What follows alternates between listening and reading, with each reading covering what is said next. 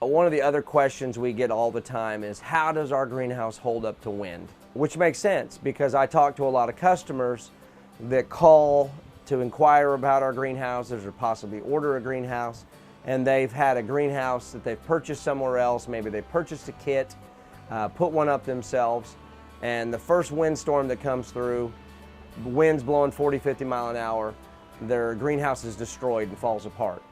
And so we get that question, how does your greenhouse hold up to wind? And this is one of the easiest questions for me to answer. Over the years, I've gained a lot of confidence in how strong our greenhouses are, how they're gonna handle the wind. They're not just gonna blow away in the first storm where the winds get up to 50 or 60 mile an hour. We load our greenhouses on trailers. All of our greenhouses are delivered fully assembled. So we load them on trailers in Mansfield, Arkansas.